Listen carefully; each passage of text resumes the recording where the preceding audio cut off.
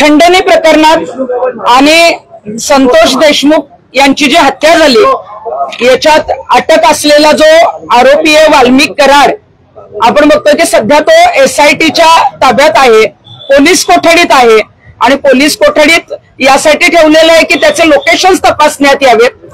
खरं तर जेव्हा ही हत्या झाली तेव्हा महाराष्ट्रभर लोक रस्त्यावर उतरले होते, आक्रोश होता, पोलीस त्याला शोधत होते आणि आम्हाला खात्रीला एक माहिती अशी कळालेली आहे की नाशिक जिल्ह्यातील दिंडोरी येथे जो आश्रम आहे तिथे 15 डिसेंबर आणि 16 डिसेंबरला वाल्मिक कराड आणि विष्णू चाटे हे मुक्कामाला होते आणि 17 तारखेला ते जे आहेत ते त्या आश्रमातून निघालेले आहेत। खरं तर नाशिक जिल्हा हा बीड नगर याच्या जवळ आहे, महाराष्ट्रात आहे, एवढा गोंधळ सुरू होता तरी सुद्धा पोलिसांना हे आरोपी कसे सापडले नाही।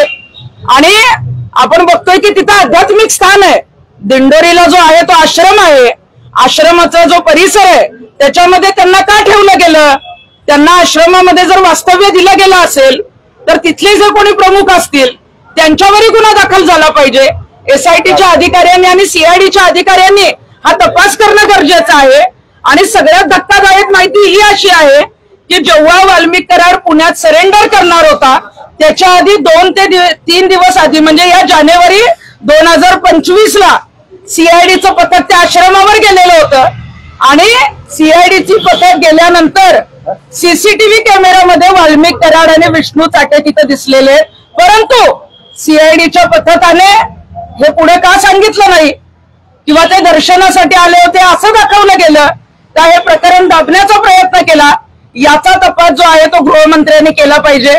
मी गृहमंत्र्यांना विनंती यासाठी करेन कारण ज्या महिलांनी माझ्याकडे ही तक्रार दिलेली आहे त्या महिलांनी सांगितलेलं आहे की गृहमंत्री देवेंद्रजी फडणवीस यांचे सुद्धा तिथे जे कोणी प्रमुख आहेत त्या आश्रमाचे मोरे त्यांचे चांगले संबंध असल्यामुळे हे प्रकरण उघडकीस येणार नाही। आणि या संदर्भामध्ये वाल्मिक कराड जो आहे, वाल्मिक कराडने मागच्या वर्षी देखील या आश्रमात जे काही चुकीचे प्रकार घडत होते या संदर्भात जानेवारी 2024ला त्यावेळेला शिंदे साहेब मुख्यमंत्री होते आणि तेव्हा सह्याद्री अतिथीगृहात जी आहे त्या संदर्भात बैठक लावलेली होती, मध्यस्थी केलेली होती शिंदे साहेबांनी, त्याच्यामध्ये जास्त लक्ष दिलं नाही परंतु त्यावेळेला सुद्धा वाल्मिक कराडने मध्यस्थी केली होती आणि मला वाटतं की तेच उपकार फेडण्यासाठी त्याला आश्रय दिला असेल। परंतु जिथं आश्रय दिला जातो त्यांच्यावरही गुन्हा दाखल होणं गरजेचं आहे, परंतु आमच्याकडे माहिती येऊपर्यंत पोलिसांना हे का कळलं नाही? CIDचं पथक गेल्यानंतर जर त्यांना कॅमेरे दिसलेले आहेत, CCTV कॅमेरेमध्ये फुटेज दिसतं तर बाहेर का सांगितलं जात नाही? ते तपासात का घेतलं जात नाही?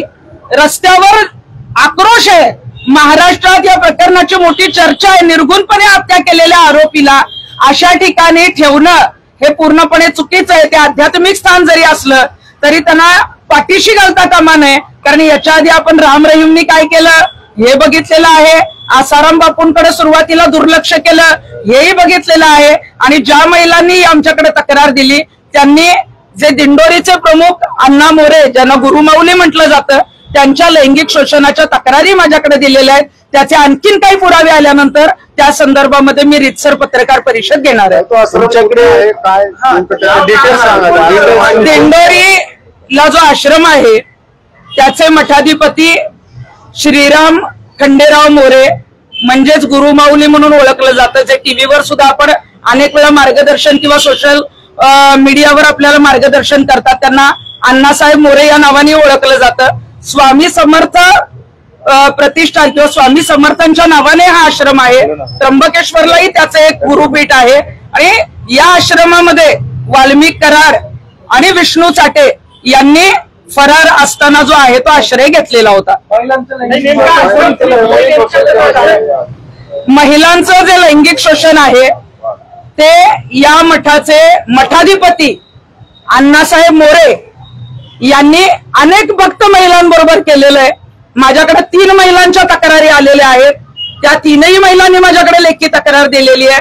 आणि या मठाचा मोठा विस्तार असल्यामुळं अनेक राजकारणी अनेक मंत्री या मठाच्या भक्त असल्यामुळं तुम्ही जर याच प्रकरणात कुठेही तक्रार दिली तर तुमचे तुकडे करून फेकून देऊ अशी त्या महिलांना जी आहे ती धमकी दिलेली आहे। त्यामुळे त्या महिलांनी त्यांचं कुठेही नाव न सांगण्याला जी आहे ती मला मनाई केलेली आहे. परंतु असे जे कोणी मठाधिपती आहेत, मला वाटतं की त्याचे अनेक पुरावे त्या महिलांकडे आहेत. त्या संदर्भात मी वेगळी पत्रकार परिषद घेईन.